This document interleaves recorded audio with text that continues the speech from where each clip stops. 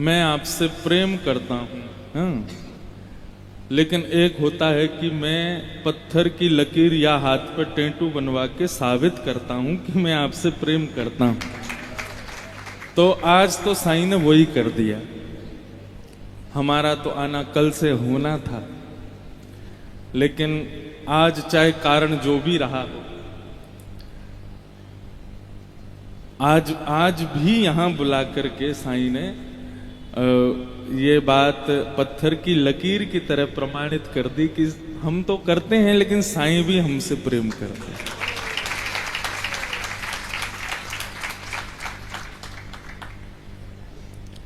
सिक्के के दो पहलू होते हैं। आज ये क्रम दास के द्वारा हो रहा है, इसके भी दो भाव हैं। एक तो थोड़ा कष्ट का भी भाव है कि भाई जिनकी सेवा होनी थी उनके लिए सब लोग लालायित थे, तो एक तो वो भाव भी है, लेकिन मेरे लिए प्रसन्नता का भी भाव कि दो की जगह तीन। अच्छा, ये ऐसी बार नहीं हुआ, ये हर बार साईं कुछ ना कुछ ऐसा करते हैं कि मेरा हर बार एक दिन एक्स्ट्रा बढ़ता ही है। जय हो जय हो।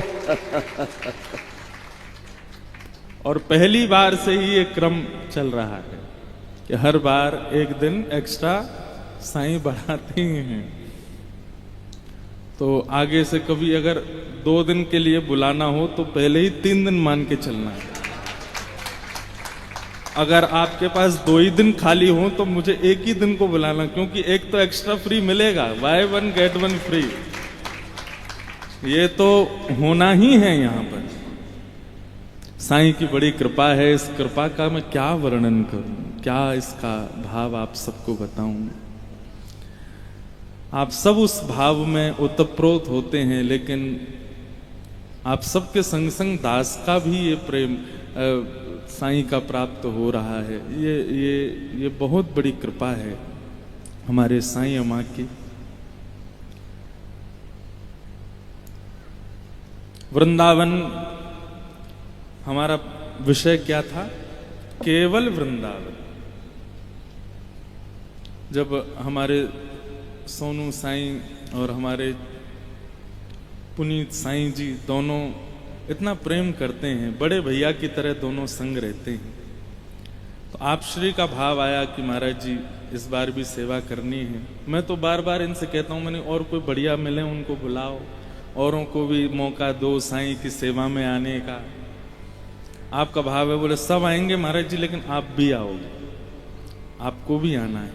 तो इस बार का ये 2 दिन का ही समय दे पा रहा था, लेकिन 3 हो गए अपने आप। वो तो साईं की कृपा है। तो भाव था कि विषय क्या होगा, तो विषय उन्होंने शब्द कहा, विषय क्या होगा, मुख से निकला केवल वृंदावन। केवल वृंदावन। हम जिस वृंदावन में विराज रहे हैं, जिस वृंदावन में बैठे हैं, बंधुओं एक बात आपसे कहूं। प्रसंग तो मुझे कल से कहने थे, लेकिन आज से थोड़ी भूमिका बना देता हूं। वृंदावन अपने आप में मंत्र है। कई लोग पूछते हैं कि हम नित्य के अपने जाप में क्या जपा करें। गुरु मंत्र जपें, वैदिक मंत्र जपें, अनुष्ठानिक मंत्र जपें, क्लीम मंत्र जपें, सब जो जिसको जो भाव लगे जपो। लेकिन वृंदावन रस की उपासना चाहिए। श्री श्यामा श्याम के नित्य अनुराग के यदि कृपा पात्र बनना चाहते हो तो अपनी माला में वृंदावन वृंदावन वृंदावन वृंदावन जपना प्रारंभ कर दो। श्री वृंदावन मंत्र है और सिद्ध मंत्र है। आप कहेंगे इस मंत्र के गुरु कौन? श्री कृष्ण। श्री कृष्ण भी वृंदावन वृंदावन जपते रहते हैं। और इस मंत्र की सिद्धि कौन? तो श्री किशोरी जी इस मंत्र की सिद्धि। मंत्र से क्या प्राप्त होगा? किशोरी जी प्राप्त होंगे। तो मंत्र वृंदावन, गुरु योगेश्वर कृष्ण और सिद्धि श्री राधा। तो वृंदावन मंत्र है, वृंदावन गुरु भी है। स्वयं गुरु भी वृंदावन है। अपात्र कुपात्र का विचार वृंदावन कभी नहीं करता। एक बार को श्री जी, एक बार को हमारे यहां भाव ऐसा व्रज में कहते हैं कि हमारे ठाकुर जी पात्र का भाव रखते हैं कि किसी के अंदर कोई कमी हो तो ठाकुर जी को दिख जाती है, लेकिन किशोरी जी आंख मूंद लेती हैं, दिख किशोरी जी को भी जाती है, लेकिन देख करके आंख फेर लेती हैं। ठाकुर जी देख लेते हैं, किशोरी जी आंख फेर लेती हैं, लेकिन वृंदावन तो देखता ही नहीं है, वृंदावन को दिखता ही नहीं है कोई कुपात्र। वृंदावन में आने वाला कोई भी क्यों ना हो, बल्कि वृंदावन सबको पात्र बनाता है। ऐसा श्रीधाम वृंदावन पात्र क्यों बनना है? थोड़ा इको रिवर्ब सब कम कर दो भैया, हमको बिल्कुल जैसे साधारण माइक लगा दो, उसमें ज्यादा आनंद है। पात्र क्यों बनना है? पात्र बनेंगे तो घी टिकेगा, रस टिकेगा, खीर टिकेगी, रसमलाई टिकेगी। पात्र नहीं होगा तो सब फैल जाएगा। तो वृंदावन में तो कोई कुपात्र भी आ जाए, फूटा हुआ पात्र भी आ जाए, किसी में छेद हो रहे हो ऐसा पात्र भी आ जाए, तो वृंदावन तो स्वयं रज स्वरूप है। रज जिसमें मिल जाए यमुना जी में मिश्रित होकर उसके सब कुपात्रों को भर देता है। वृंदावन में तो पात्र भी रज का ही होता है। तो वृंदावन कुपात्र का विचार नहीं करता।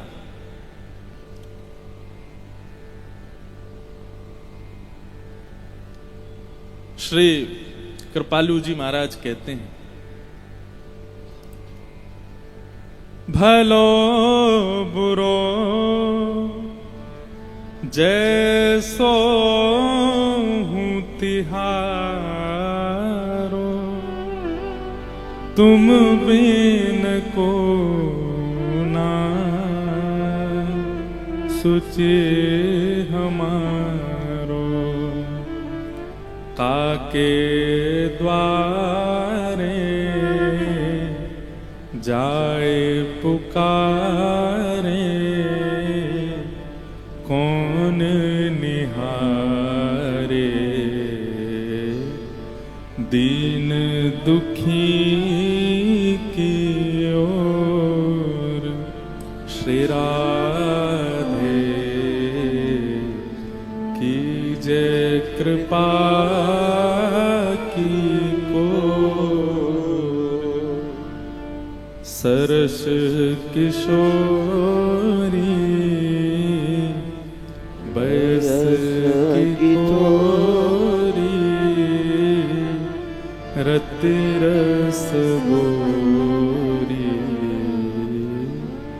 की जय कृपा की कोर, श्री राधे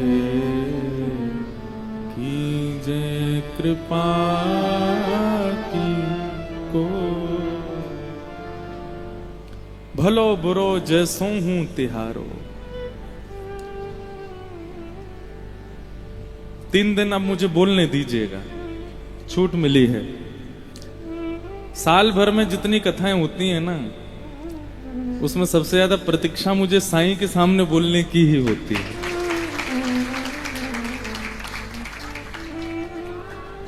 साईं अम्मा की सदाई जय। और इसके पीछे कारण कोई और नहीं, पता नहीं क्यों, कौन सी एक ऊर्जा है यहाँ पर। कभी कभी लगता है कि श्यामा श्याम वृंदावन में विचरण करते हैं तो उनके कोई स्पॉट होंगे, वहीं वहीं जाते हैं। एक ये भी है, बल्कि ऐसा कह दें कि सब जगह विचरण करते हैं, यहां आके विश्राम करते हैं। और ये मैं सच में ऐसे ही नहीं बोल रहा हूं, यहां लगता है भाव कहने में। तो बंधुओं, भलो बुरो जैसो हूं तिहारो। वृंदावन की कितनी उपमाएं मन में हिलोरें ले रही हैं। अभी वृंदावन गुरु मंत्र था, अभी अभी भाव आया कि वृंदावन वैद्य है।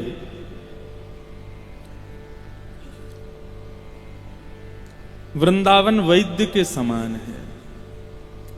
और वैद्य के सामने अपने रोग को प्रस्तुत करो, वैद्य उसको ठीक कर देता है।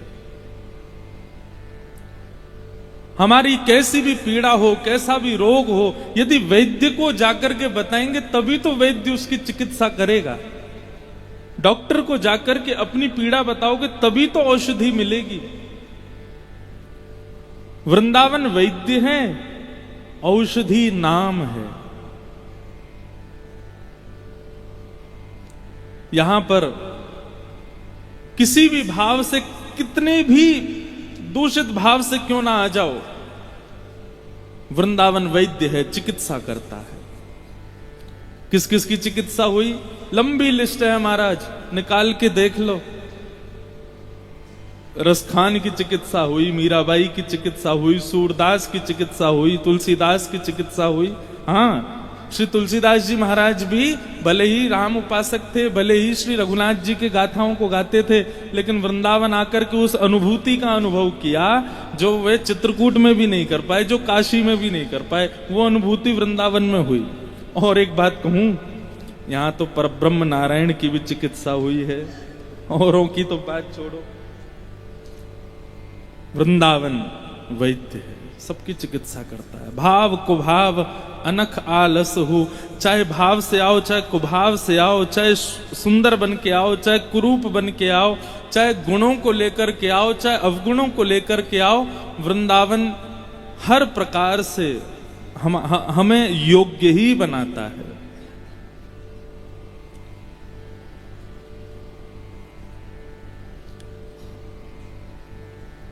वृंदावन ऐसे वृंदावन के भाव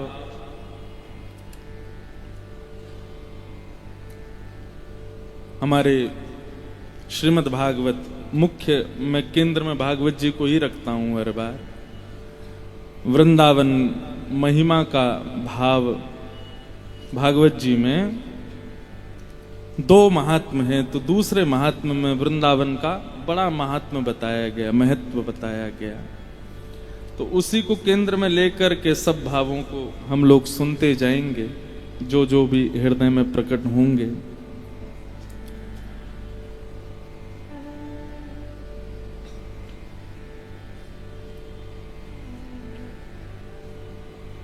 एक बात सुनिए, वृंदावन और बरसाना,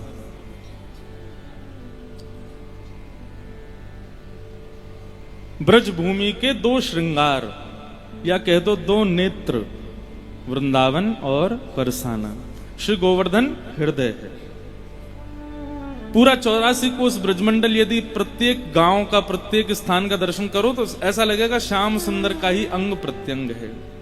वृंदावन बरसाना दोनों नेत्र हैं, श्री गोवर्धन हृदय है, नंदगांव भुजा है, आदि आदि 84 कोस हैं, सब ठाकुर जी के ही अंग प्रत्यंग हैं। लेकिन प्रमुख भाव से दो, वृंदावन और बरसाना। श्री वृंदावन किनकी भूमि है? श्याम सुंदर की। और श्री बरसाना श्री किशोरी जी की। अब एक बात बहुत ध्यान से सुनना, मैं और सोनू साईं दोनों प्रेम करते हैं एक दूसरे से। प्रेम करने वाला चाहे तन से चाहे मन से, वो कहां रहता है? जहां उसका प्रेमी रहता है। बात है कि नहीं?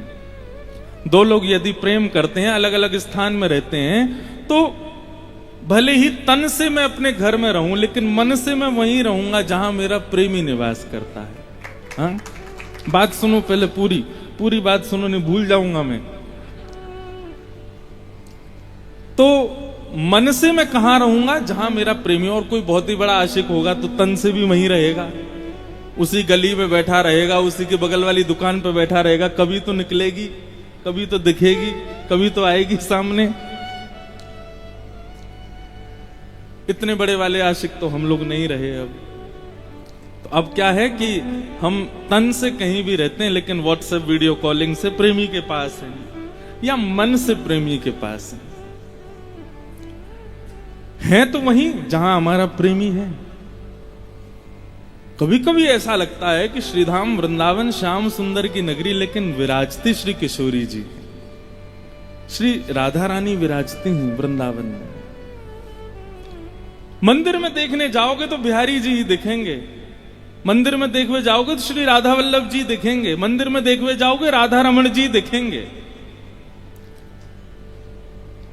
मंदिर में तो वही दिखेंगे, लेकिन यत्र तत्र सर्वत्र वृंदावन में तो श्री किशोरी जी, यहां की हवा किशोरी जी के रूप में ही बहती है। यहां पर होने वाली कृपा, यहां पर होने वाली अनुकंपा, ये सब श्री किशोरी जी का भाव है। तो वृंदावन श्याम सुंदर की नगरी, लेकिन विराजती श्री किशोरी जी हैं, और बरसाना श्री किशोरी जी की भूमि, लेकिन विराजते वहां श्याम सुंदर हैं। वहां पर ठाकुर जी की कृपा है। और इस बात का प्रमाण बताएं, वृंदावन में अनंत राक्षस आए, लेकिन कभी कंस नहीं आया। कंस नहीं आया वृंदावन। श्रीमद् भागवत यदि आप देखेंगे तो पूतना आई, अरुष्टासुर आया, केसी आया, धेनुकासुर आया, ना जाने कितने राक्षस, कालिया नाग तक आया, लेकिन कभी कंस स्वयं नहीं आया। क्यों नहीं आया? उसके पीछे हमारे रसिकाचार्य कथा बताते हैं कि कंस जैसे ही वृंदावन आ रहा था, तो वृंदावन तो तब तक नहीं आ सकते जब तक किशोरी जी की कृपा ना हो जाए।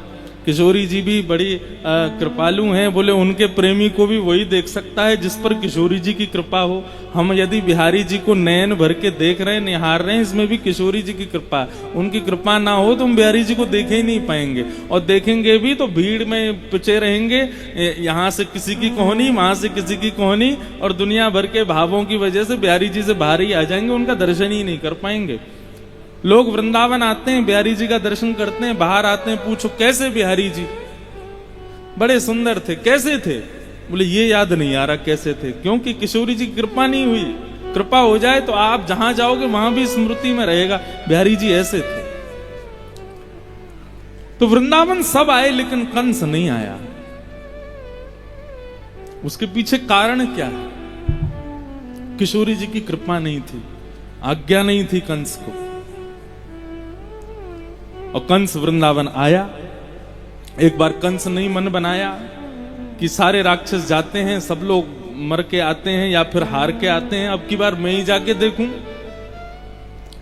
जैसे ही वृंदावन में प्रवेश करने लगा कंस, किशोरी जी से आज्ञा मिली नहीं थी, वृंदावन में प्रवेश करते ही कंस एक गोपी के रूप में परिणत हो गया। यहां तो महादेव नहीं बचे तो कंस कहां से बचेगा? साक्षात देवादिदेव महादेव भी जब वृंदावन आते हैं तो गोपी बन जाते हैं। अब या तो इसमें लोग कहते हैं कि शंकर जी ने गोपी का रूप धारण किया, रूप धारण करना नहीं पड़ता, वृंदावन का अनुग्रह हो जाए तो गोपी का रूप अपने आप आ जाता है। गोपी का मतलब कोई स्त्री नहीं है बंधुओं। जैसे मुझे दर्शन बहुत अच्छा लगता है ठाकुर जी का, लेकिन कथा सुनने को मत कहो, क्यों? कथा सुनने में मेरे को रुचि नहीं है। किसी को कथा सुनना बहुत अच्छा लगता है, लेकिन दर्शन में उसकी रुचि नहीं है। लेकिन गोपी कौन? जो दर्शन भी करे, श्रवण भी करे, नृत्य भी करे, गायन भी करे, परिक्रमा भी करे, नतमस्तक प्रणाम भी करे, अपनी प्रत्येक इंद्रिय से कृष्ण को पाने के जो प्रयास करती रहे, वो गोपी है। और वृंदावन आकर के ये कृपा तो होती है। वहां तो लगता है कि नैनों से भी देख लें, थोड़ा कानों से भी सुन लें, थोड़ा नासिका से भी। अभी एकादशी है ना, अभी कब? परसों है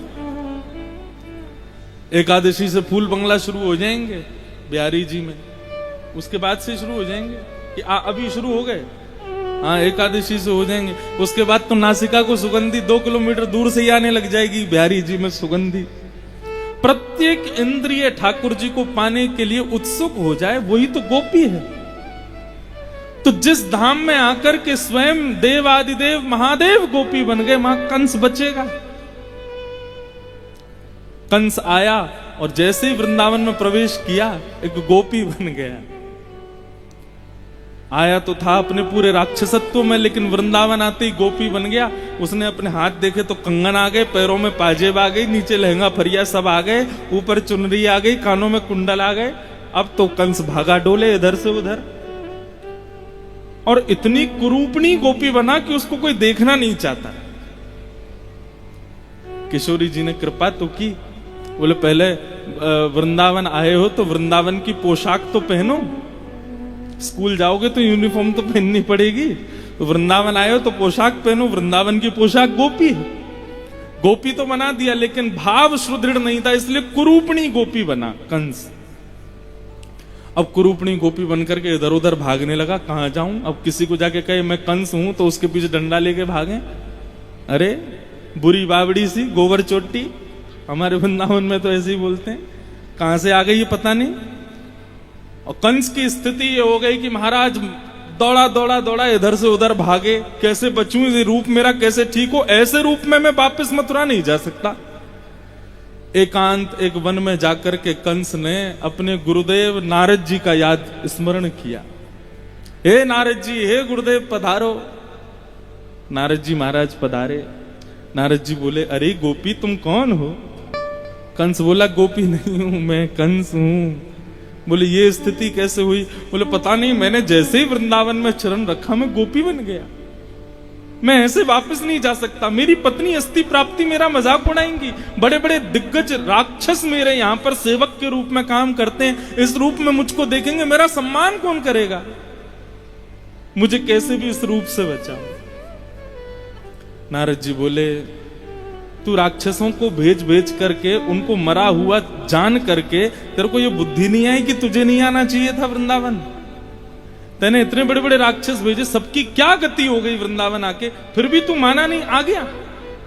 अरे ये वृंदावन है, ये पृथ्वी का कोई कोना नहीं है, ये पृथ्वी का कोई अंग नहीं है, ये श्री किशोरी जी की साक्षात राजधानी है।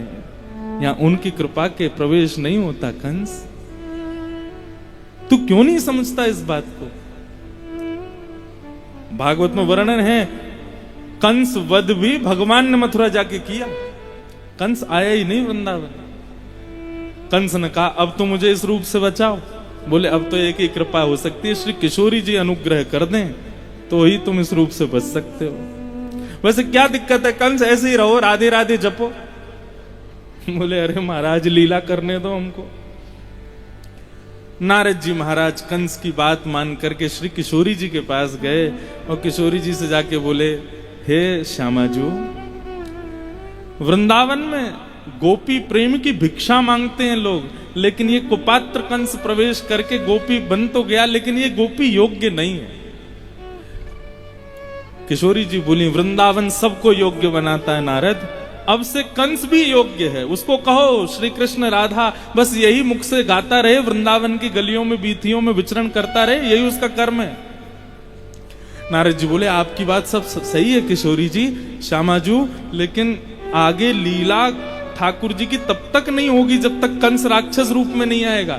भगवान मथुरा कैसे जाएंगे, कंस को कैसे मारेंगे? इसलिए कृष्ण लीला प्रतिपादित हो, उसके लिए आप कृपा करके कंस को पुनः राक्षसी बना दो। किशोरी जी बोली, वृंदावन या तो गोपी प्रेम की भिक्षा देता नहीं है, और एक बार यदि दे देता है तो वापस लेता नहीं है।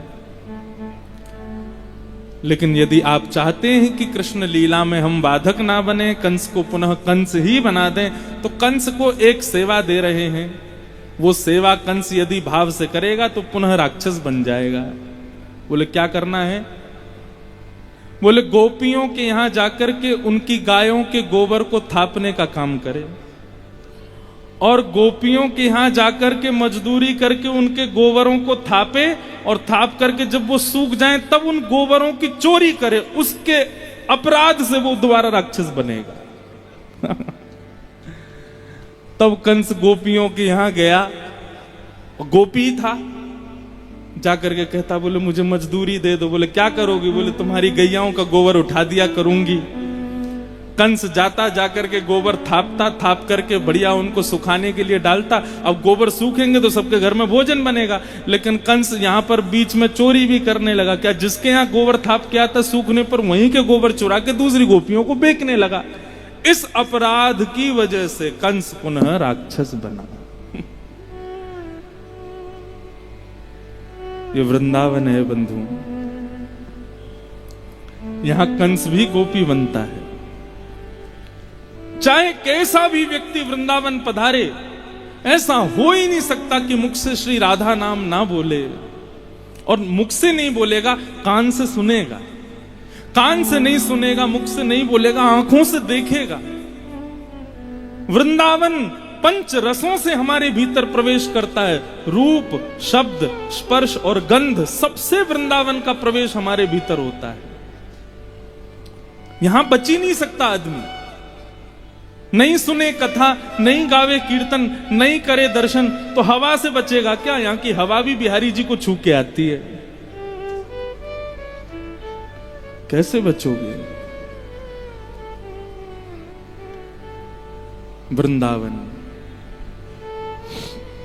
हमारे रसिकाचार्य गाते हैं एक सुंदर पद,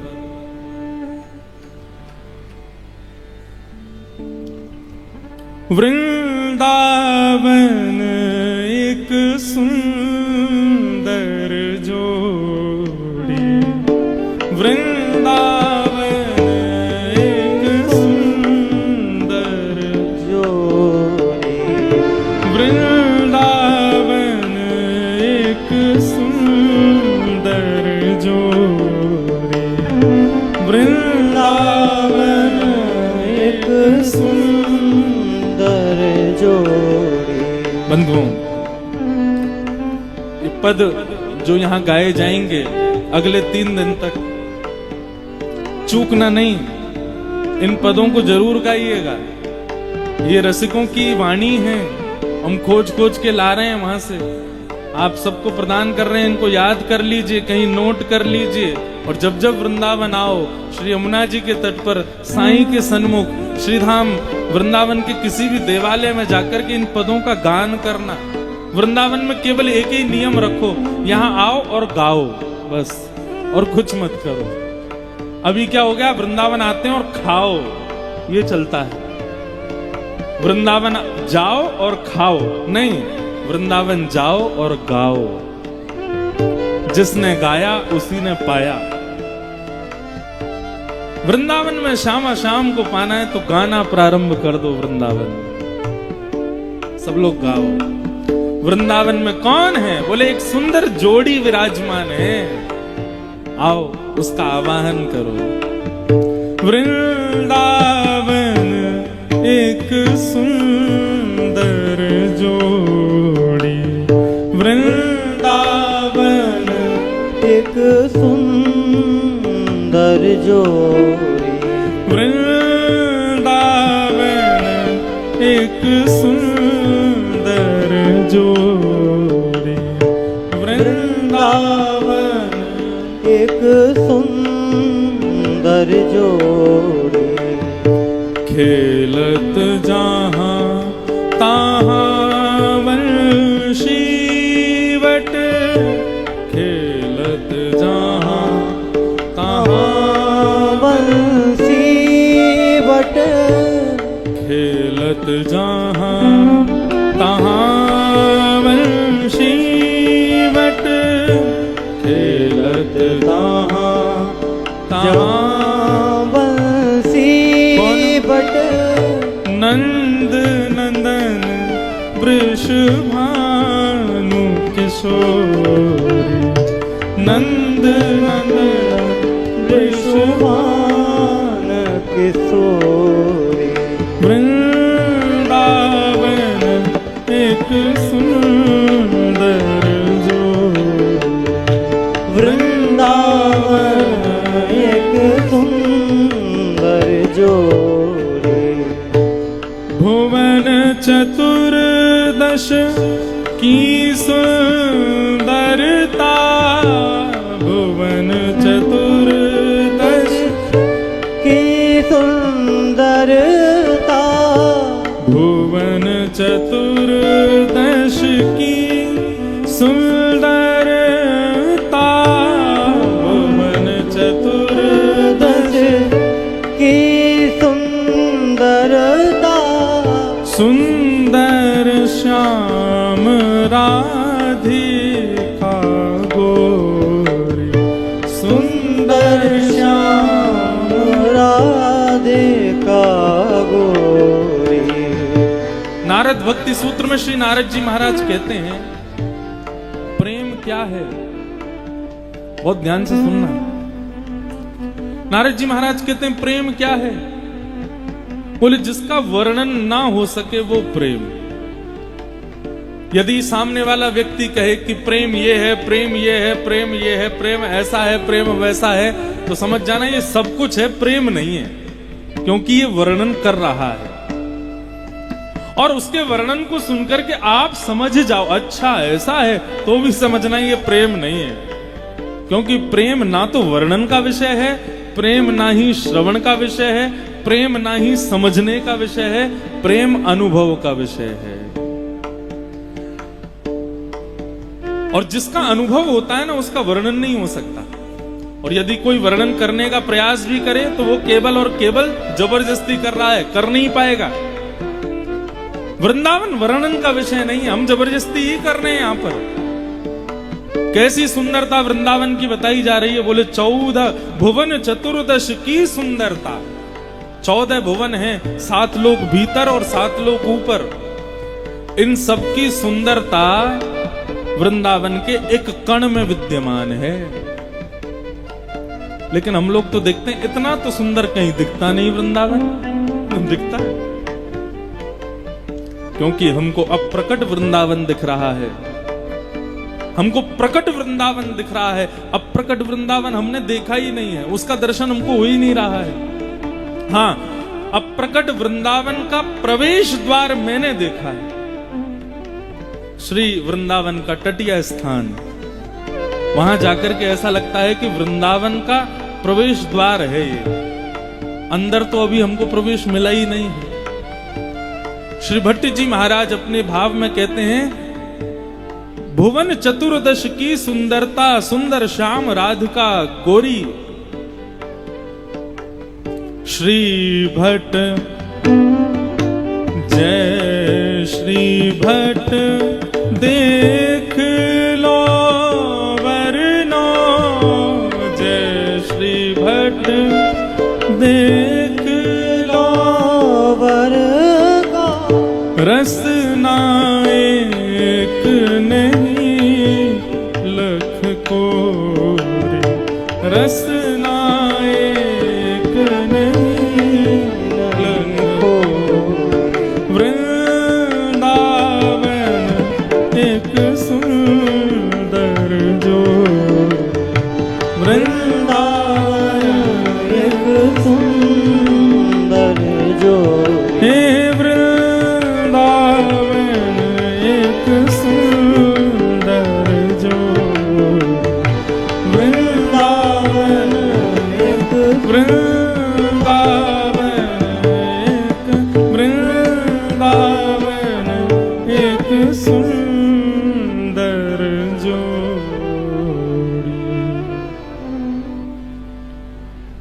वृंदावन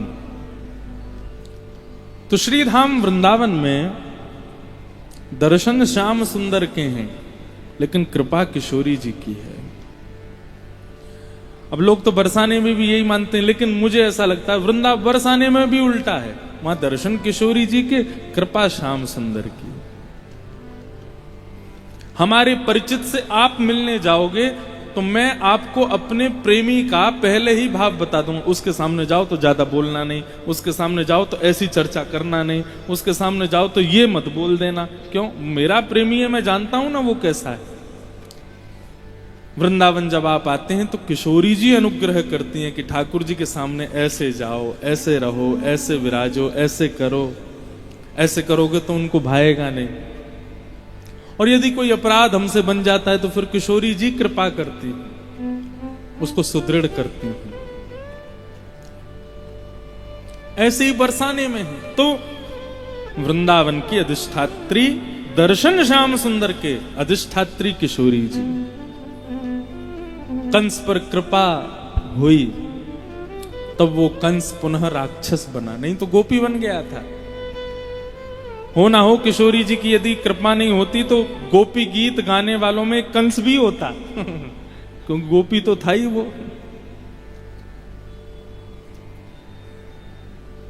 वृंदावन पंच रस विद्यमान हैं। वृंदावन में। पंचरस कौन कौन से हैं? पंच इंद्रियों के जो पूर्ण करता है वही पंचरस। हमारी पंच ज्ञानेंद्रिय आंख, नाक, जीभ, कान और त्वचा। आंख को दृश्य चाहिए, दर्शन, पहला रस। नासिका को सुगंधी चाहिए, दूसरा रस। जिह्वा को रस चाहिए, स्वाद चाहिए, तीसरा रस। कानों को शब्द चाहिए, चौथा रस। और त्वचा को स्पर्श चाहिए, पांचवा रस। वृंदावन के उपासकों को चाहिए केवल दर्शन तक ही सीमित ना रहें। इन पंच रसों तक जाने का प्रयास करें। दर्शन करके हमने अपने नेत्रों से वृंदावन को पा लिया। कथा सुनकर के, सत्संग सुन के, कीर्तन सुन के कानों से वृंदावन प्रवेश हो गया, लेकिन तीन रस से हम वंचित रह जाते हैं, नासिका, जिह्वा और त्वचा। वृंदावन लोग रस के माध्यम में जब जाते हैं, जीव के माध्यम में, तो यहाँ के चाट भल्ले और क्या कहते हैं, बेड़ई, कचौड़ी और लस्सी आदि, ये सब भाव उनके मन में उत्पन्न होने लगते हैं। मैंने इनको नाम दिया है सिक्योरिटी गार्ड हैं वृंदावन के। वृंदावन के सिक्योरिटी गार्ड कौन कौन हैं?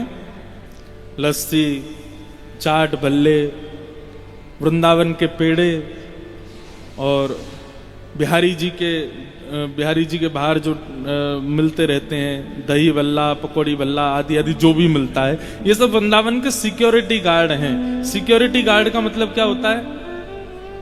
जो मालिक से ना मिलने दे, अपने तक ही सीमित रखे, वही सिक्योरिटी गार्ड है। बंबई, दिल्ली आदि शहरों के लोगों से पूछो कहां से आ रहे हो? वृंदावन से आ रहे हैं। क्या किया वृंदावन में? बिहारी जी दर्शन किए, पहली बात तो कह देते हैं, लेकिन दूसरी बात, अरे महाराज जी हम तो वहां पे भल्ले खाए, लस्सी पी, क्या आनंद आ गया, पेड़े खा कर के आए ब्रजवासी के। जब ये तीन बात व्यक्ति हमारे सामने बोलता है ना, वृंदावन में ये तीन काम करके आए, लस्सी पी के आए, बल्ले खा के आए, पेड़े खा के आए, तो हमारे मन में आता, मैंने कि बेटा सिक्योरिटी गार्ड ने रोक लिया, भीतर नहीं जाने दिया। वृंदावन में बहुत सारे सिक्योरिटी गार्ड हैं। ये पहले पड़ाव के सिक्योरिटी गार्ड कौन कौन? ये सब खाने के पदार्थ जो लोगों को पसंद आते हैं वृंदावन में। वृंदावन के दूसरे सिक्योरिटी गार्ड बंदर। हमारे ठाकुर को दो नेत्रों से देखिए, चार नेत्र क्यों लगा के आया? इसलिए बाहर के नेत्र को खींच ही ले जाते हैं। हमारे ठाकुर जी ने दो वास्तविक नेत्र दिए हैं, उन्हीं से ही उनका दर्शन करो। उसके अलावा ये जो तुम दो एक्स्ट्रा चढ़ा के आए हो, इनको हमको दे दो। लेकिन हम इतने भोगी, इतने सांसारिक लोग की फ्रूटी का प्रलोभन देके वो भी ले लेते। कई लोग सिक्योरिटी गार्डों को भी रुपया दे देते हैं ना, 500-600 मिलवा दे। तो ऐसे ही हम बंदरों को सामग्री देके वो सामग्री भी ले लेते हैं। वृंदावन के तीसरे सिक्योरिटी गार्ड यहाँ के संत महापुरुष, यहाँ के समस्त चर्चागण आदि, ये सब ये पहले ही सतर्क कर देते हैं, भाई वृंदावन ऐसी स्थिति में ला देगा, सोच समझ के कदम रखना भीतर। रसखान को बहुत सावधान किया गया था, फिर भी नहीं माना। क्या स्थिति हुई रसखान की? रसखान के विषय में बताते हैं कि वृंदावन के लोग कंठी माला, 3 निष्ठाएं वृंदावन वासी के अंदर होनी चाहिए। पहली तुलसी निष्ठा, दूसरी एकादशी निष्ठा और तीसरी यमुना निष्ठा। हमारे वृंदावन में ये 3 निष्ठाएं प्रमुख हैं। तुलसी निष्ठा, लेकिन कई बार हमारे वृंदावन के लोग एकादशी में नहीं कर पाते, लेकिन फिर भी करनी चाहिए। एकादशी, तुलसी और श्री यमुना, इन दो में निष्ठा ब्रजवास के बड़े प्रगाढ़ नियम है, ब्रज के बड़े अद्भुत नियम है। एक चौथी निष्ठा और है, रज में निष्ठा, वृंदावन के रज के प्रति निष्ठा। आपने रज की सेवा की, यमुना की सेवा की, तुलसी की सेवा की, एकादशी की सेवा की, तो ये चारों एक प्रकार से हमारा प्रमोशन करती हैं और आगे बढ़ाने के लिए भक्ति भाव में।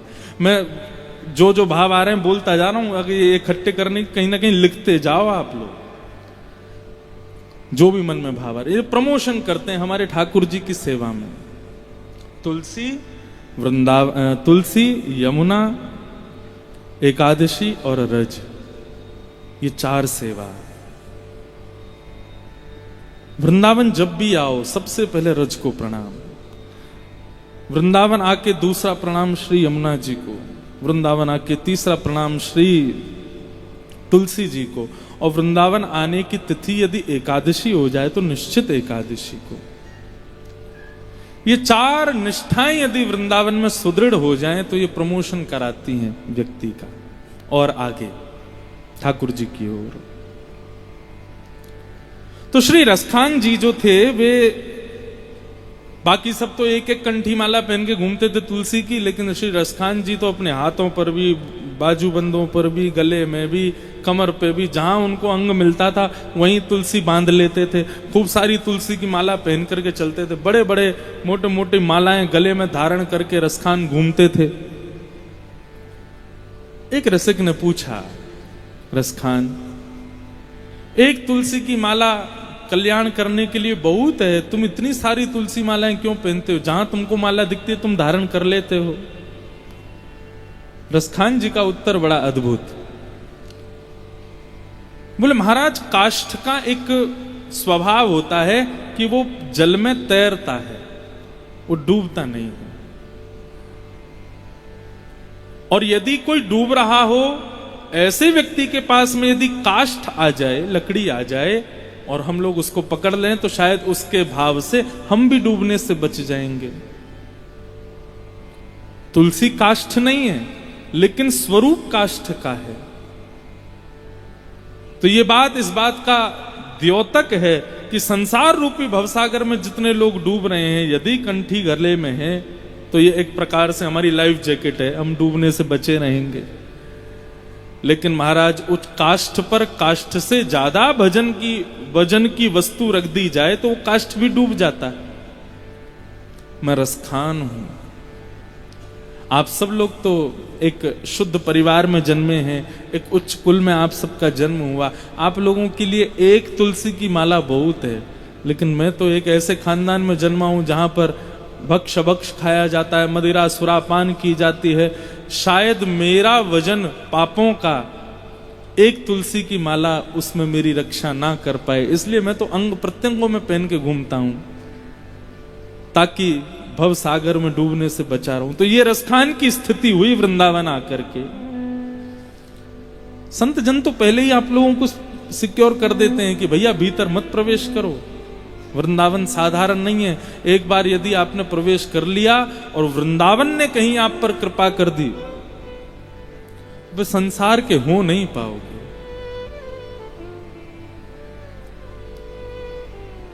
तो ये सिक्योरिटी गार्ड हैं वृंदावन के।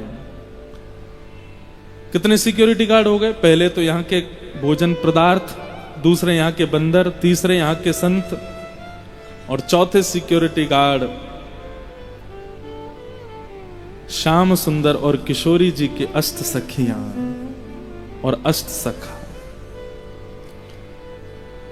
एक प्रकार से ये भी कह लो कि ये सब एग्जामिनेशन क्रॉस कर रहे हैं। पहला रस का क्रॉस करना है, दूसरा भाव का क्रॉस करना है, तीसरा संत जनों के सेवा का क्रॉस करना है, फिर आपका अंतिम एग्जामिनेशन जो होगा वो होगा अष्ट सखियों के द्वारा। वो पात्रता देखेंगी पहले, है कि नहीं। मैंने पहले भी जब साईं के चरणों में सेवा हो रही थी तो एक बार कुंज, निकुंज और निभृत निकुंज, इन तीन पर चर्चा की थी, मुझे याद है। कुंज का दर्शन जो अभी हम लोगों को हो रहा है, ये वृंदावन कुंज है। निकुंज का दर्शन जो वृंदावन में वास करने वाले, निरंतर माला धारण करके, निरंतर श्री राधा भाव में रहने वाले, निरंतर श्री श्यामा श्याम के प्रेम में ओतप्रोत स्वामी श्री हरिदास जी महाराज हो, श्री हृदयवंश महाप्रभु हो, गोपाल भट्ट गोस्वामी हो, या आज के परिप्रेक्ष्य में दिखने वाले जो हमको संत जन हैं, ये लोग निकुंज का दर्शन करते हैं। हम कुंज का कर रहे हैं, कुंज निकुंज। और जब किशोरी जी की भी नहीं, जब सहचरियों की कृपा हो जाती है, अष्ट सखियों की कृपा हो जाती है, अष्ट सखाओं की कृपा हो जाती है, तब निवृत्त निकुंज का दर्शन होता है। निवृत्त निकुंज में कोई नहीं दिखाई देगा। ये जो पद भी गाया, वृंदावन एक सुंदर जोरी, खेलत जहां तहां वंशी वट नंद नंदन वृषभानु किशोरी। केवल ये दो ही दर्शन होंगे।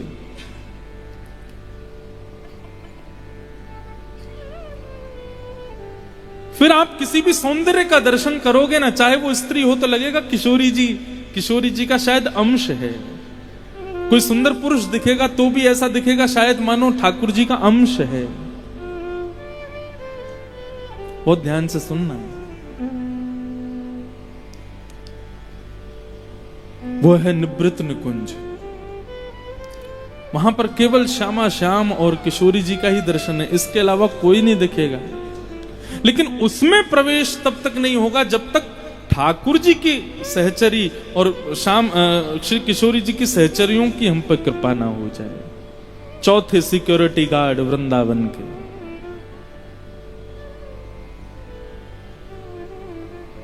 एक बार श्यामा श्याम दोनों निवृत्त निकुंज में लीला कर रहे थे, तभी श्री उद्धव जी महाराज आ गए। उद्धव जी भीतर प्रवेश करने लगे, सहचरियों ने रोक दिया, बोले उद्धव अंदर नहीं जा सकते, ये निवृत्त निकुंज है, यहां जाने के लिए पहले हम लोगों को तुमको परीक्षा देनी पड़ेगी। उद्धव बोले तुम जानती हो मैं कौन हूं? वृष्णीनाम प्रवरो मंत्री कृष्णस्य दयित सखा शिष्यो बृहस्पतिर साक्षात उद्धवो बुद्धि सत्तम।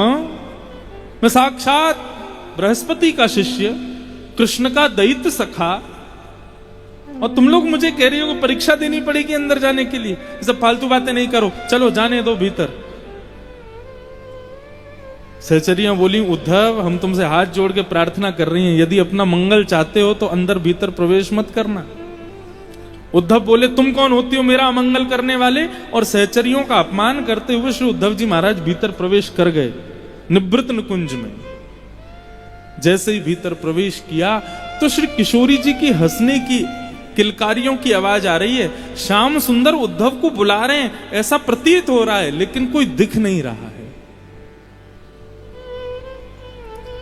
उद्धव जी बोले कन्हैया, श्याम सुंदर आप कहां हैं? आपकी आवाज तो आ रही है, आप मुझे बुला तो रहे हैं, लेकिन मुझे दिख क्यों नहीं रहे? ठाकुर जी बोले अरे उद्धव तेरे सामने खड़ा हूं, देख मुझे। उद्धव जी बोले मैं देख तो रहा हूं, यहां सुंदर पुष्प दिख रहे हैं, बगीचे दिख रहे हैं, यमुना जी दिख रही हैं, सघन कुंज दिख रहे हैं, आप नहीं दिख रहे। उद्धव जी खोजने लगे, लेकिन श्याम सुंदर जब नहीं मिले, उद्धव जी रुदन करने लगे, विलाप करने लगे, हे श्याम सुंदर आप कहां हो? तब ठाकुर जी ने कहा उद्धव कहीं तुमने ललिता विशाखा आदि सहचरियों का अपमान तो नहीं किया? बोले अपमान नहीं, लेकिन हाँ भीतर आने से पहले उनकी आज्ञा नहीं मानी। बोले इसीलिए हमारा दर्शन नहीं हो रहा है। तुम वृंदावन आ तो गए हो, सघन कुंज में भीतर प्रवेश तो कर गए हो, तुमको यमुना जी दिख रही हैं, कुंज दिख रहे हैं, लता पत्र पल गुल्म सब दिख रहे हैं, लेकिन हम नहीं दिख रहे क्योंकि सहचरियों की अभी कृपा नहीं हुई। उद्धव जी महाराज रोते रोते ललिता विशाखा आदि सहचरियों के पास गए, बोले कृपा करो, मुझे कैसे दिखेंगे श्यामा श्याम? बोले उद्धव वृंदावन में एक बहुत बड़ा अपराध है, बहुत ध्यान से सुनिएगा बंधु। वृंदावन में भगवत अपराध हो जाए क्षमा मिल जाएगी, वृंदावन में प्रसाद अपराध हो जाए क्षमा मिल जाएगी, वृंदावन में किसी भी प्रकार के ठाकुर जी की सेवा का अपराध बन जाए क्षमा मिल जाएगी, लेकिन वृंदावन में भक्त अपराध हो जाए कभी क्षमा नहीं मिलेगी। और यदि इससे मुक्त होना चाहते हो उद्धव, तो तुमको कलयुग में भगवद रस का गुणगान करना पड़ेगा। और सहचरियों की कृपा से वही उद्धव जी श्री कलयुग में सूरदास बन के प्रकट हुए। नेत्र नहीं थे, क्योंकि सहचरियों का अपमान किया था ना, इसलिए दिखाई नहीं दिया, नेत्रहीन हुए सूरदास। लेकिन ऐसे ऐसे गुण गाए, ऐसे ऐसे भाव गाए ठाकुर जी की लीलाओं के, भले ही बाह्य दृष्टि नहीं दिखी, लेकिन अपने अंतःकरण में, अपने अंतस्थ में ही श्यामा श्याम का मंगल दर्शन किया सूरदास जी ने। सहचरियां सखियां कोई और नहीं है बंधुओं, कृष्ण प्रेम में ओतप्रोत, कृष्ण प्रेम में उन्मुक्त जो वृंदावन के जो संत महापुरुष हैं, वृंदावन के ब्रजवासी हैं, यही सब सखा सहचरियां हैं। इनकी आज्ञा के बिना ठाकुर जी दर्शन नहीं देंगे। मैं कहता हूं अपनी कथाओं में कि वृंदावन आने पर यहां के ब्रजवासियों की अल्हड़पने की भाषा सुनकर के कई लोगों के हृदय को क्षोभ हो जाता है। कई लोग आते हैं, आकर के कहते हैं महाराज जी हम वहां गए थे बिहारी जी, मैंने किया, अरे इतना गंदा व्यवहार हमारे साथ में किया और ऐसे कोहनी मार दी, हमको ऐसे धक्का दिया। बोले कहां ते आए हो, तू कौन है, तेरो कहा काम है यहाँ पे, तुम सबरे आ करके वृंदावन में भीड़ कर रहे हो, ऐसे हम पे चिल्ला के बोले महाराज जी ऐसे बोलना चाहिए। मैं शांत हो जाता हूं। लेकिन यदि वो अब सुन रहे हो तो कह दूं, वृंदावन के ब्रजवासियों की ऐसी वाणी ही प्रसाद है। अरे ये वृंदावन है, यहां पर जगत नियंता जगदाधार को भी गारी दे के बोलते हैं ब्रजवासी, और हम चाहते हैं कि हमारा सम्मान हो यहां पर। हम चाहते हैं कि हमको यहां पर पूछा जाए, हमको विशिष्ट माना जाए यहां पर। वृंदावन की कृपा यही है कि यहां आने वाले प्रत्येक मानव को, अब वही एक पद याद आ जाता है ना, कौन पावे आको पार, प्रेम नदिया की सदा उल्टी बहे धार। कौन पावे आको पार, प्रेम नदिया की सदा उल्टी बहे धार। कौन पावे आको पार, प्रेम नदिया की सदा उल्टी बहे धार। अरे हाँ, प्रेम नदिया की सदा उल्टी बहे धार हो।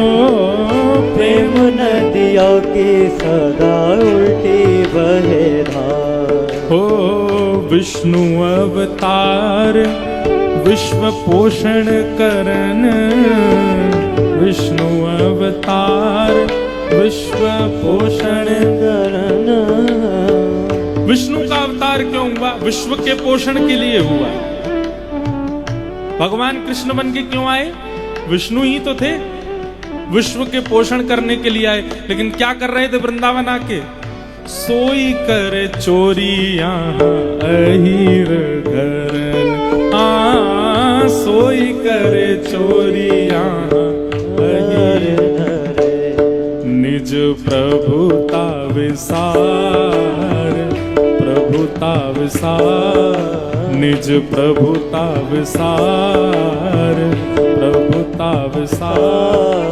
हाँ, प्रेम नदिया की सदा उल्टी बहे धार। कौन पावे आको पार, प्रेम नदिया की सदा उल्टी बहे धार। अरे और छोड़ो, उद्धव जी जब भगवान ब्रज छोड़ के चले गए तो श्री उद्धव जी महाराज ने जब भगवान को रोते हुए देखा तो उद्धव जी महाराज बोले, ठाकुर जी रो क्यों रहे हो? बोले, उद्धव ब्रज बिसरत नाही, मैं ब्रज को भूल नहीं पा रहा, मैं ब्रजवासियों को नहीं भूल पा रहा। ठाकुर जी, उद्धव जी बोले, ऐसे काम नहीं चलेगा, ब्रज को तो भूलना पड़ेगा आपको। भगवान बोले, मैं ब्रज को एक शर्त पे भूल सकता हूं। बोले कैसे? जब ब्रजवासी मुझको भूल जाएं, ब्रजवासी मुझे भूल जाएंगे तो मैं भी ब्रज को भूल जाऊंगा। उद्धव जी बोले, रुको, अभी जाता हूं मैं, ऐसा पाठ पढ़ा करके आऊंगा, ब्रजवासियों को भूल जाएंगे आपको। भगवान बोले, जाओ जाओ वृंदावन। उद्धव जी महाराज वृंदावन आए, और वृंदावन आकर के कहने लगे, हे गोपियों, तुम जिनको अपना प्रियतम मानती हो, जिनको अपना सर्वस्व मानती हो, जिनको प्रियतम प्रियतम कहकर के पुकारती हो, वो तुम्हारे प्रियतम नहीं है। बोले कौन है? बोले खम्बाई अग्निम सलिलम महिम च, निर्गुण निराकार ब्रह्म है वो हवा की तरह है, वो पानी की तरह है, वो आकाश की तरह है, वो ये है, वो ये है। गोपियां सब ऐसे बैठने लगी। बोले कौन है वो? बोले निर्गुण है। तब सूरदास जी एक पद गाते हैं। एक गोपी कह रही, उद्धव, ओ निर्गुण कौन देश को वासी, ये निर्गुण कौन देश को वासी, ये निर्गुण कौन देश को वासी, निर्गुण कौन देश को वासी, ये निर्गुण कौन देश को वासी, ये निर्गुण कौन देश को वासी। और को है जनक जननी, को है जनक जननी को, ये इसके माता पिता कौन है? ये निर्गुण परब्रह्म जो तुम बता रहे हो, इसकी माँ कौन है? इसके पिता कौन है? कौन नारी को दासी, हाँ हाँ कौन नारी को दासी, निर्गुण कौन देश को वासी, निर्गुण कौन देश को वासी, निर्गुण कौन देश को वासी, निर्गुण कौन देश को वासी। गोपियां कहने लगी, भैया ये निर्गुण कौन से देश का रहने वाला है? इसके माता पिता कौन? इसका जन्म कैसे हुआ? उद्धव जी बोले, वो किसी देश में नहीं रहता, उसके कोई माता नहीं, उसके कोई पिता नहीं, वो सबको जन्म देता है, लेकिन उसका जन्म कहीं से नहीं होता। एक गोपी गई, नीम की एक बढ़िया डंडी लेके आई। बोले कौन है? नंद बाबा। ये नंद बाबा कौन है? यशोदा मैया कौन है? और हम सब ब्रजवासी कौन है? वहां निर्गुण के हम ही माता पिता, और हम ब्रजवासी ही वाक्य प्रेमी, हमने जायो है या निर्गुण को। और तू के वाक्य कोई माता पिता नहीं, वो निर्गुण निराकार परब्रह्म है। आगे से उद्धव कहीं भी निर्गुण परब्रह्म का तू वाचन करे और कोई पूछे कि निर्गुण के माँ कौन, तो कहियो निर्गुण की माता यशोदा मैया, निर्गुण के पिता हमारे नंद बाबा, और निर्गुण को जन्म भयो या वृंदावन में। आयो बड़ो निर्गुण को बखान करवे वारो, महाराज ऊधो सूधो है चलो सुन गोपिन के बोल, ज्ञान बजाई डुमडुमी प्रेम बजायो ढोल, प्रेम न दिया की सदा उल्टी बहधार, ओ प्रेम न दिया की सदा उल्टी बहधार। अरे कौन पावे आको पार, प्रेम न दिया की सदा उल्टी बहधार, कौन पावे आको पार, प्रेम न दिया की सदा उल्टी बहधार, प्रेम न दिया की सदा उल्टी बहधार, ओ प्रेम न दिया की सदा उल्टी बहधार। विष्णु अवतार विश्व पोषण करण, विश्व के पोषण के लिए भगवान आए थे, लेकिन क्या किया वृंदावन आके? सोई करे चोरी यहां अहीर घरन, यहां चोरी कर रहे थे घर घर जाके। क्यों?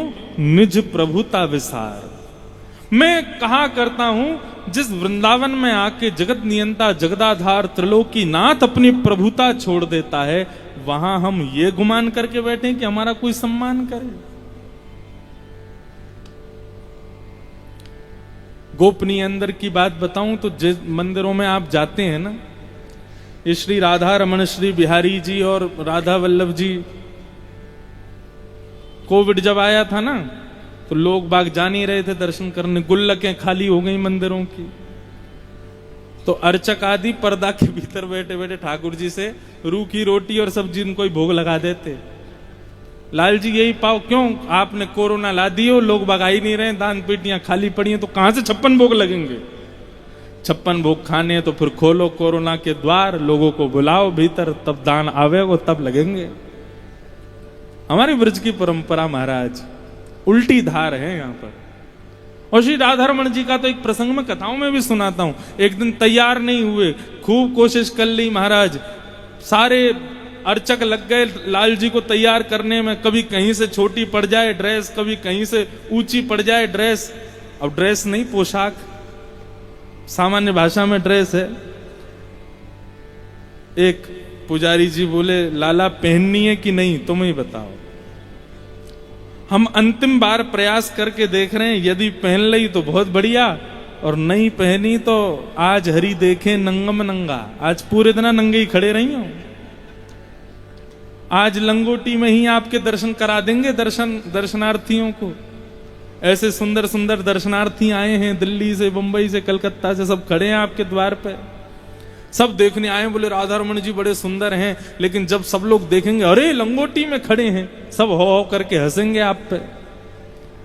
अंतिम प्रयास कर रहे हैं, पहन लोगे तो बढ़िया, नहीं तो ऐसे ही दर्शन करा देंगे।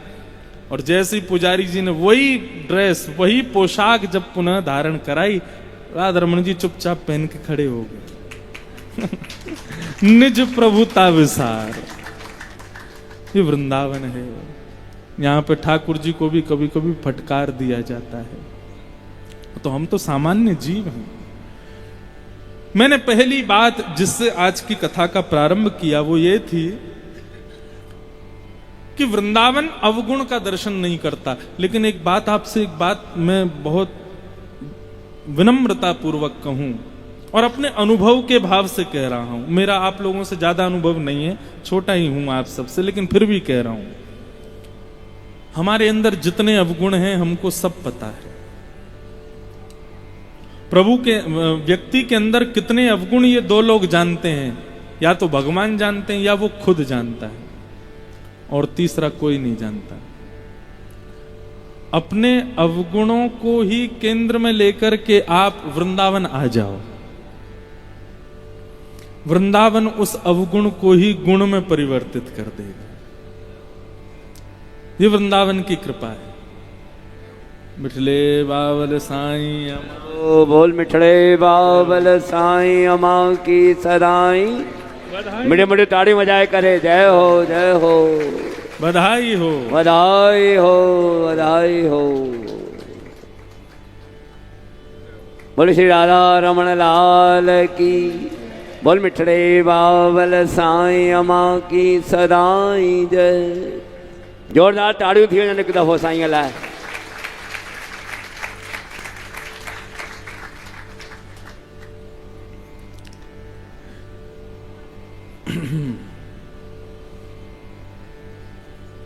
तो मैं क्या निवेदन कर रहा था कि अपने अवगुण को ही लेके आओ, वृंदावन उसी का गुण बना देगा। और एक बात कहें, वृंदावन में आने के बाद भी यदि हमारे अवगुण गुण नहीं बने तो हम वृंदावन आए ही नहीं है। क्रोध, काम, लोभ, मोह, ईर्ष्या, द्वेष, अभिनिवेश, अहंता, ममता, ये जितने भी अवगुण हैं हमारे, वृंदावन में ये ताकत है, वृंदावन की ऐसी शक्ति है, वृंदावन की ऐसी ऊर्जा है कि आपके अवगुणों को ही गुण बना देगा। अपने अवगुण को प्रधान लेकर के वृंदावन आओ, वृंदावन आकर के बैठो, वृंदावन में आकर के अपने अवगुणों को केंद्र में लेकर के वृंदावन से याचना करो, प्रार्थना करो कि हमारा ये अवगुण है, हे वृंदावन इसको सुदृढ़ करो। हमें क्रोध बहुत आता है, हे वृंदावन हम पर कृपा करो। बंधु, वृंदावन देखने में एक नगर है, वृंदावन वास्तव में श्री कृष्ण ही हैं। यहां पर दिखने वाले वृक्ष, गुल्म आदि, ये सब श्री कृष्ण रूपी वृंदावन के रोए हैं। श्री यमुना जी वृंदावन की, भगवान श्री कृष्ण के वृंदावन रूपी कृष्ण की नाड़ी है। यहां विचरण करने वाले सब संत महापुरुष, ये सब श्री वृंदावन रूपी कृष्ण के मुख हैं, जो बोल बोल करके वृंदावन के भाव सुना रहे हैं। वृंदावन में अपने अलग अलग भावों से विद्यमान जो यहाँ के वैष्णव हैं, ये वृंदावन श्री कृष्ण के अंग प्रत्यंग हैं। वृंदावन से प्रार्थना करके अपने अवगुण को केंद्र में ले लो। हे श्री वृंदावन हम पर कृपा करो, ये अवगुण हमारे भीतर है। ब्रज रज थोड़ी माथे से लगा लो, श्री राधा श्री कृष्ण दोनों के नाम गुणगान। और मैं तो कहीं राधा कृष्ण करो, बहुत ऊंची बात है। वृंदावन वृंदावन वृंदावन वृंदावन, यह भी यदि नाम जप में आ जाए तो इतने मात्र से कृपा हो जाएगी। श्री राधा राधा राधा राधा कहोगे तो केवल श्री किशोरी जी, श्री वृषभानुनंदिनी अष्ट सखियों की अर्धांगिनी का ही स्मरण है। कृष्ण कृष्ण कृष्ण कृष्ण कहोगे तो अष्ट सखा नंद नंदन वृंदावन चंद श्री वृंदावन बिहारी लाल का ही स्मरण है। लेकिन वृंदावन वृंदावन कहोगे तो श्री राधा स्मरण, श्री कृष्ण स्मरण, अष्ट सखा स्मरण, अष्ट सखी स्मरण, यमुना स्मरण, रज स्मरण, वृक्ष स्मरण, सारे स्मरण केवल वृंदावन कहने मात्र से हो जाएंगे। बोले श्री वृंदावन धाम की। विषय पहले ही कह दिया गया है, केवल वृंदावन। हमारी इस कथा में श्यामा श्याम को भी प्रवेश नहीं, केवल वृंदावन।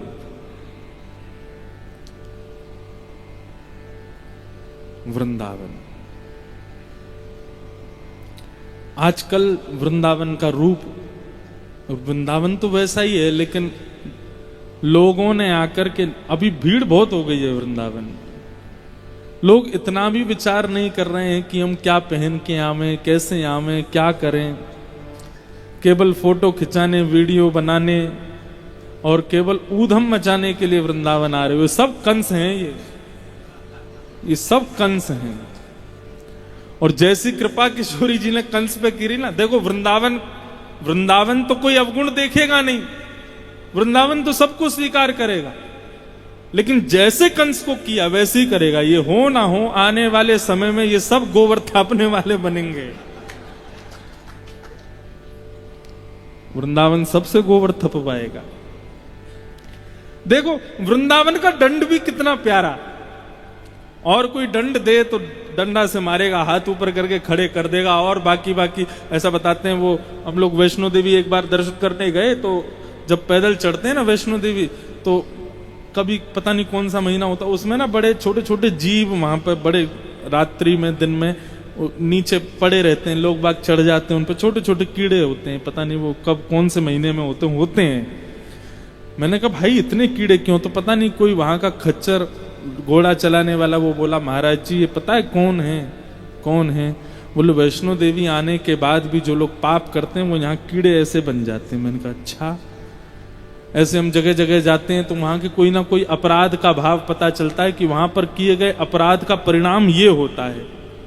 कोई कीड़ा बन जाता है, कोई मच्छर बन जाता है, कोई कुछ बन जाता है। वृंदावन का अपराध, वृंदावन में किए गए अपराध में भी मिलेगा दंड। क्या बोले? अगला जन्म मिलेगा गोबर थापने का। वह भी सौभाग्य, कम से कम वृंदावन तो मिलेगा।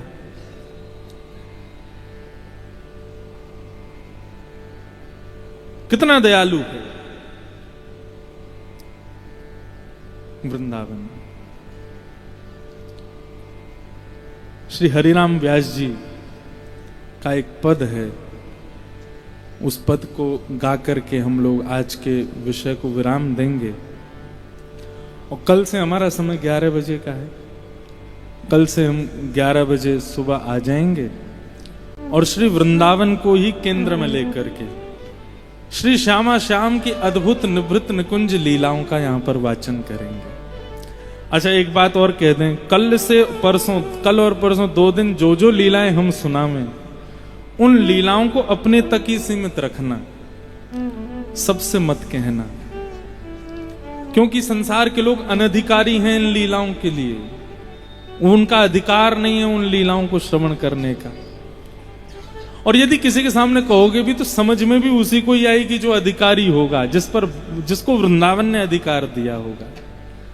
तो ऐसे वृंदावन की उस रस चर्चा को हम लोग कल से सुनेंगे 11 बजे से, और जब तक साईं की आज्ञा होगी तब तक।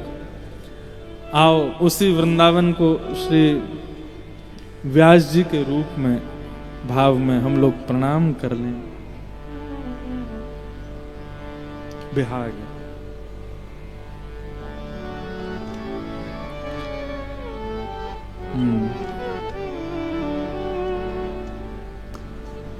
वृंदावन की शोभा देखे मेरे नैन सिरा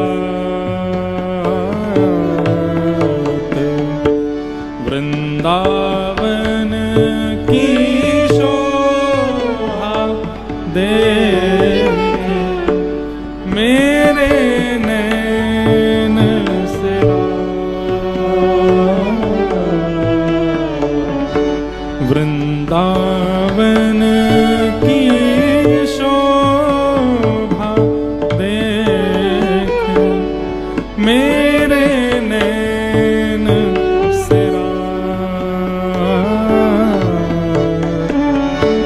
वृंदावन की शोभा देखे मेरे नैन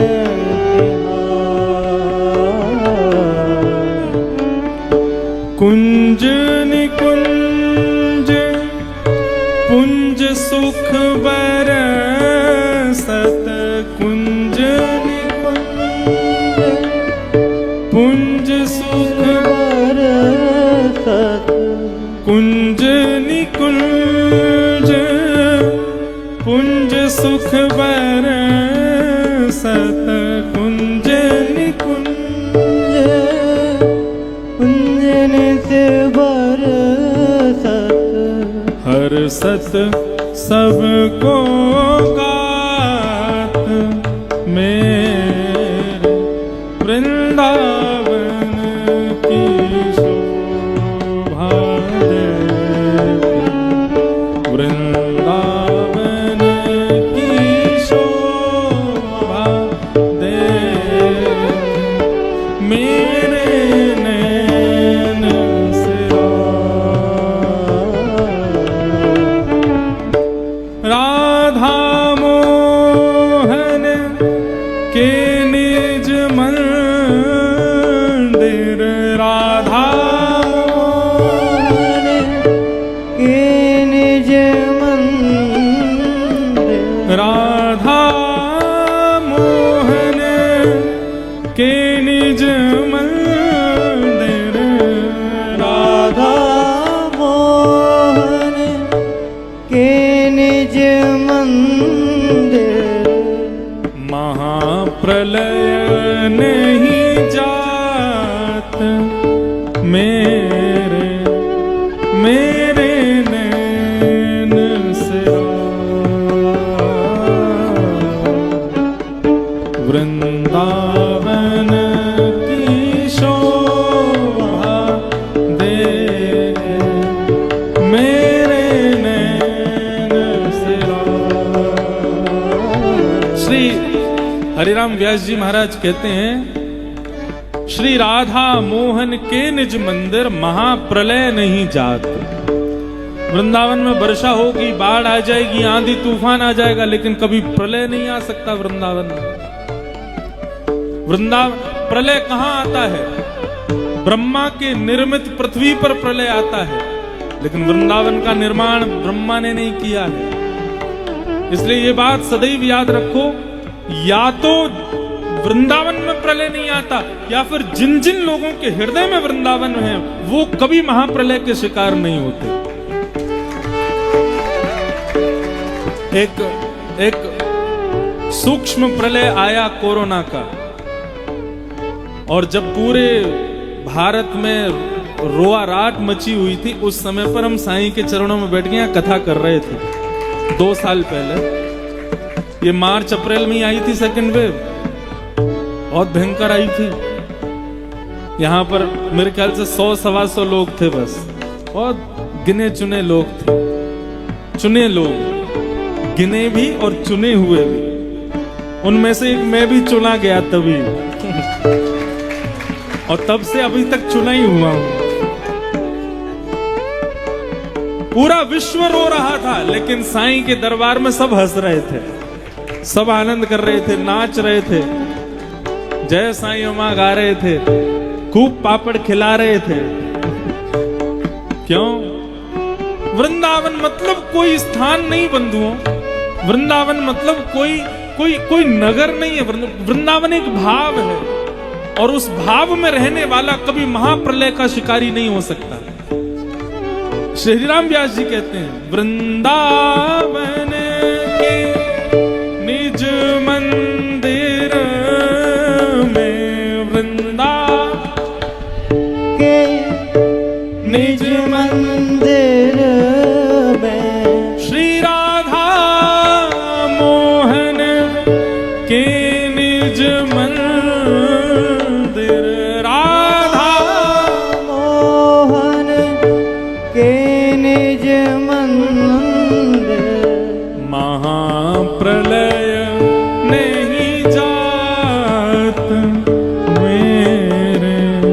मेरे नैन से वृंदावन की शोभा देखे, मेरे नैन से वृंदावन की शोभा देखे मेरे नयन, मेरे नयन, मेरे नयन से रात। श्री वृंदावन धाम की जय। ऐसे वृंदावन को प्रणाम करते हैं और इसी वृंदावन की रस चर्चा को आगे बढ़ाएंगे। आज केवल एक भूमिका मात्र, मुझे तो आज दोपहर में ही तो कहा कि आपको आना है, कुछ भाव सुनाना है, तो पहले तो प्रसन्नता हुई कि साईं हर बार एक दिन दे ही देते हैं, इस बार भी दे ही दिया। अगली बार से अगर आपको 2 दिन के लिए बुलाना हो तो मेरे पास एक ही दिन का कह के आना, तो क्योंकि एक तो मिलेगा ही मिलेगा। तो आनंद हुआ, तो मन में भाव आया कि थोड़ी भूमिका आज प्रारंभ कर दें। कल 11 बजे से और परसों भी 11 बजे से वृंदावन की उस अद्भुत निवृत्त निकुंज की लीलाओं का हम लोग दर्शन करेंगे और पुनः भाव अपने अपने हृदय तक रखिएगा। उस भाव को सबके सामने कहना नहीं, उन सब भावों को। और जो भी पद यहाँ गाए जाएं उनको खूब भाव से गाइएगा, खूब स्नेह से उनका गुणगान कीजिएगा। और जब दर्शन करने जाओ और कहीं कहाँ यहाँ साईं अम्मा के सन्मुख ही उनको गा दीजिएगा, आनंद आएगा। बस इसी भाव के साथ आज के प्रथम भाव को यहीं विश्राम देते हैं। बोल मिठले बाबर साईं अम्मा की सदाई जय। आप सबको बारंबार जय साईं अम्मा, जय साईं अम्मा, जय साईं अम्मा, जय साईं अम्मा। जय हो, बधाई हो, बधाई हो, बधाई हो, बधाई हो। आप सबको बारंबार प्रणाम करते हैं जय हो। और साईं के चरणों में पुनः प्रणाम करते हुए, वृंदावन को प्रणाम करते हुए अपने भाव को यहीं विराम देते हैं। कल पुनः मिलेंगे 11 बजे। जय हो, जय श्री कृष्ण, जय श्री कृष्ण। महाराज श्री को भी साईं परिवार की तरफ से